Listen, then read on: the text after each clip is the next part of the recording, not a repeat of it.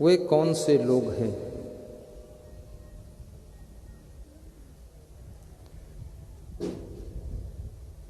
जिनका भाग्य सोया हुआ है, लेकिन वे अपने भाग्य को जगाने में सक्षम हो जाते हैं? उनके क्या लक्षण होते हैं? संत कबीर कहते हैं उनमें 4 बातें होती हैं, और विदुर जी कहते हैं कि उनमें 3 बातें होती हैं। जिसमें 3 बातें होती हैं उसकी किस्मत सोई हो तो भी जाग जाती है। हाथ में भाग्य रेखा ना हो तो भी वो भाग्यशाली बन जाता है। कितने लोग ज्योतिषी को हाथ दिखाते हैं और पूछते हैं, ज्योतिषी बाबा हमारी भाग्य रेखा का क्या हाल है? ज्योतिषी मुस्कुराता है, मन में सोचता है, जो तेरी भाग्य रेखा का हाल है वही मेरी भाग्य रेखा का हाल है।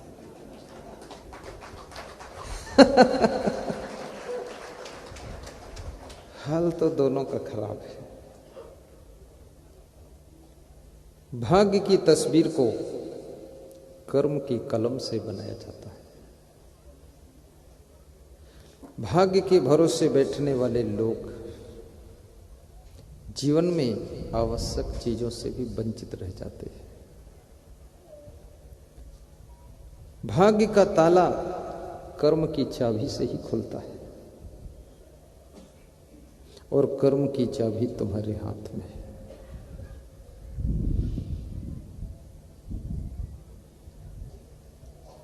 कर्म करने में तुम स्वतंत्र हो। अच्छा करो, बुरा करो, कम करो, ज्यादा करो, ना करो, उल्टा करो, सीधा करो, जो भी करो मत करो, खूब करो, मनमानी करो, दारू पियो, दूध पियो, स्वतंत्र हो। लेकिन दारू पियोगे तो उसके बाद नशा चढ़ेगा, और दूध पियोगे थोड़ा सेहत अच्छी बनेगी।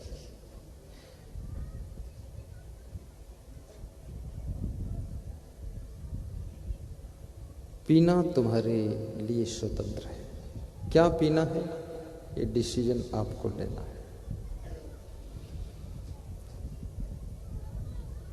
तुम्हारी मां घर में रहती है, चरण छूना न छूना, या मां से खुश रहना, नाराज रहना, ये तुम्हारे ऊपर डिपेंड है। मां से नाराज रहोगे तो भी मां वही रहेगी, खुश रहोगे तो भी मां वही रहेगी। कितने बच्चों को देखा जाता है गांव की सब स्त्रियों से खुश रहेंगे, केवल अपनी मां को देख करके उनका खून खोल जाता है कि ये डाइन कहां से आई मां से नाराज रहता। उत्तर प्रदेश में एक सज्जन के यहाँ मैं पधरौनी गया तो उन्होंने कहा कि मेरा बेटा बहुत अच्छा है, लेकिन मां के लिए एकदम दुश्मन है। मां ने कहा ये मेरा पुत्र है, पर उस जन्म का शत्रु था, ये फिर संगत हो गई। और जितना ज्यादा तुम लोगों से नाराज होकर जियोगे उतना ज्यादा तुम्हारी शांति नष्ट होगी, और जितना अधिक तुम खुश होकर जियोगे तुम्हारे मुखमंडल पर प्रसन्नता बढ़ेगी। और जिसके मुखमंडल पर प्रसन्नता रहती है, हृदय में शांति रहती है, उसकी स्मरण शक्ति बढ़ जाती है, मेमोरी शक्ति बढ़ती है, उसकी बुद्धि में विकास होता है।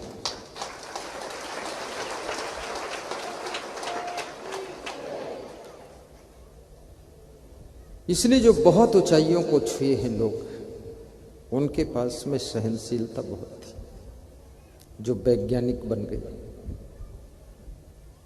प्रधानमंत्री के पद पर पहुंच गए, और यदि सहनशीलता कम हुई तो एन केन प्रकारेण ऊंचे पद पर पहुंचे तो, लेकिन जल्दी फिर नीचे आ गए।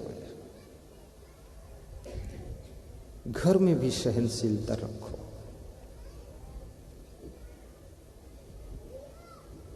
और एक विचारक ने बहुत अच्छी बात कही है, अगर तुम्हें सबके अंदर कमी दिखाई देने लगे तो तुम ये सोच लेना कि अब तुमको खुद में देखने की जरूरत है, आपके अंदर खुद कमी है। यदि किसी किसी में कमी दिखाई देती है तो समझ लो तुम कुछ ठीक हो, लेकिन सब में कमी दिखाई देने लगी इसका मतलब तुम में ज्यादा कमी हो चुकी है।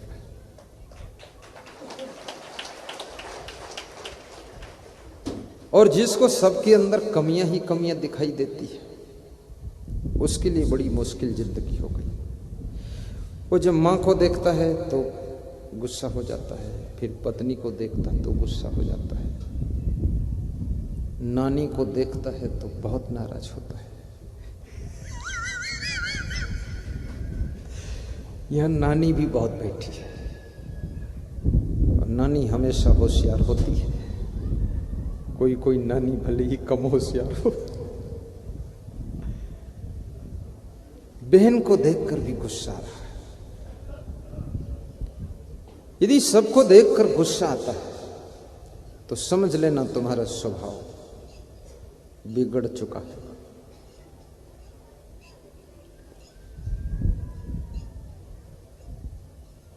कभी कभी दूसरों को बिना क्षमा मांगे भी क्षमा कर दिया करो। बार बार गलती करें तो समझा दिया करो, और गलती करना बंद ही न करें तो थोड़ी सजा भी दे दिया करो। धृत दंडम विकारिषु, गलती करने वालों को जब दंड मिलता है तो शेष जो लोग बचे हैं वे गलती करने से बच जाते हैं। जब एक गलती करने वाले को दंड नहीं मिलता है तो 10 लोग गलती करने की हिम्मत जुटा लेते हैं, इसलिए उसे दंड भी मिलना चाहिए। लेकिन दंड की मात्रा का निर्धारण करना ये बहुत बड़े विवेक का काम है। किसको कितना दंड देना है, घोड़े को कैसे हाँकना है, गधे को कैसे हाँकना है, भैंसा को कैसे हाँकना है, बैल को कैसे हाँकना है। अगर बैल वाला डंडा तुमने घोड़े के मार दिया तो घोड़ा रथ भी पलट देगा, और घोड़े वाला चाबुक यदि हाथी को मारा तो कोई फर्क भी नहीं पड़ेगा, और घोड़े का चाबुक गधे को लगाया तो गधा सोचेगा पीठ खुजला रहे हैं, कोई खास बात नहीं। अब ये तुम्हें सोचना है कि हम जितने लोगों के बीच में रह रहे हैं इसमें कौन किस मॉडल का है, उसको उस तरह से डील करें। और दुनिया का सबसे कठिन काम है आदमी को डील करना, क्योंकि आदमी एक ऐसा प्राणी है, सवेरे जैसा है वैसा दोपहर में नहीं रहता है, बदल जाता है। और दोपहर में जिस तरह से मिलता है वो शाम को फिर बदल जाता है, और शाम को जिस ढंग से तुमसे भेंट करता है रात में फिर चेंज होकर आता है। और इतना जल्दी जो चेंज हो रहा है उसके लिए डिसीजन एक ले पाना बहुत कठिन होता है। इसलिए आदमी के साथ में जब व्यवहार करो उस समय तुरंत फिर परखना पड़ेगा, तब व्यवहार करोगे तभी सफलता मिलेगी, क्योंकि आदमी वही है जो क्षण क्षण बदलना जानता है।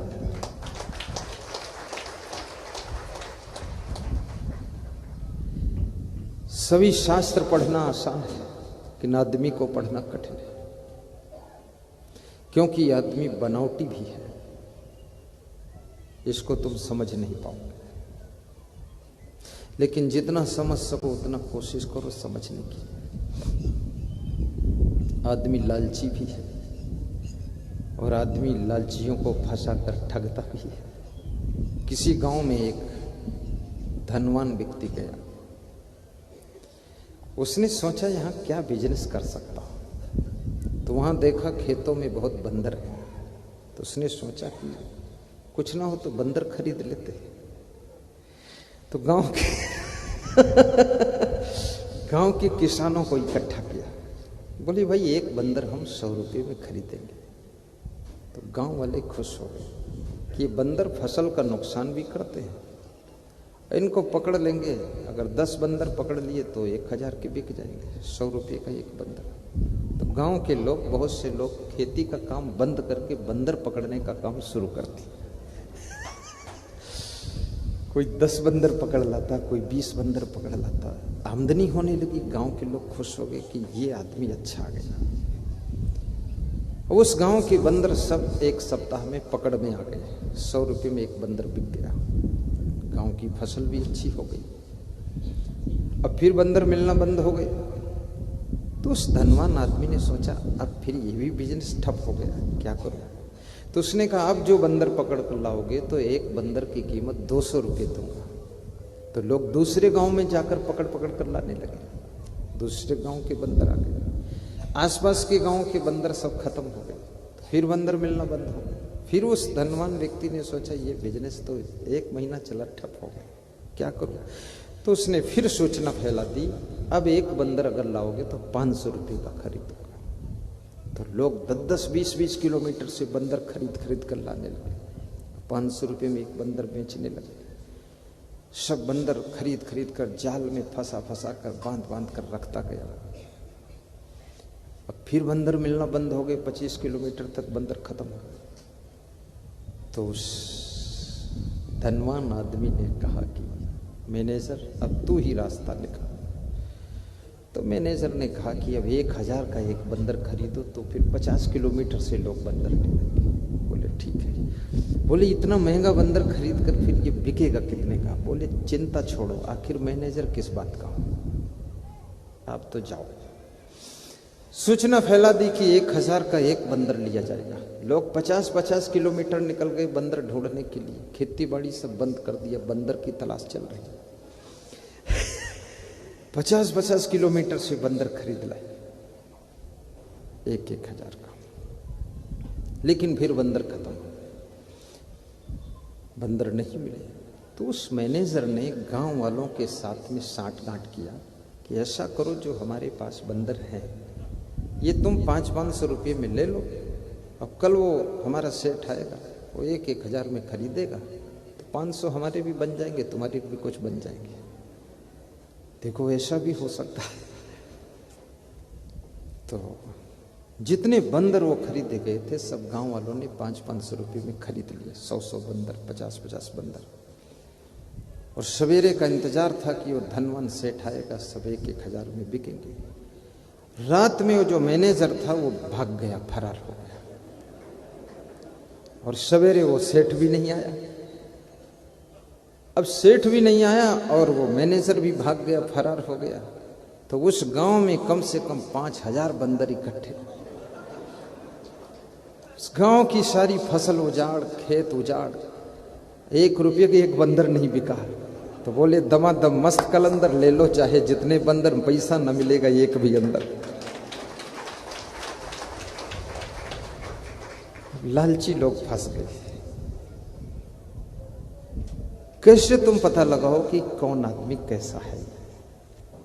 ये तुम्हारे लिए बहुत बड़ी चुनौती, कसौटी का काम है। इसलिए मैं कहता हूं लालच बुरी बला है, आबला पकड़ गला नरक में ले चला। रातों रात करोड़पति बनने के लिए मत सोचो, धीरे धीरे करोड़पति बनो। बहुत जल्दबाजी करोगे तो जो है पास में वो भी सब बंदर खरीद कर बैठ जाओगे।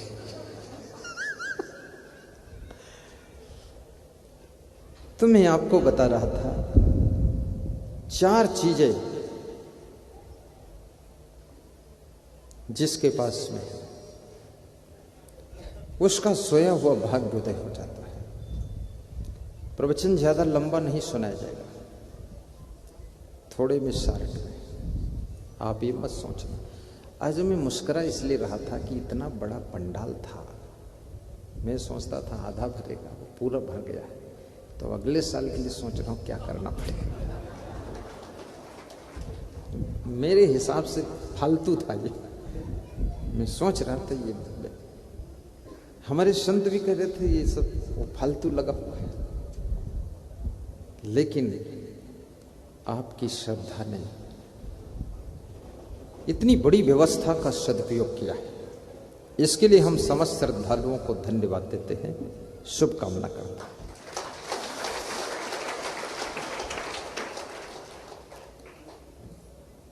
तो 4 चीजें जिसके जीवन में होती है उसका भाग्योदय हो जाता है। गुरु सेवा, जन बंदगी, सतसंगत, बैराग, ये चारों जब ही मिलें तब जानो बड़ भाग। नंबर 1, गुरु की सेवा। गुरु किसे कहते हैं?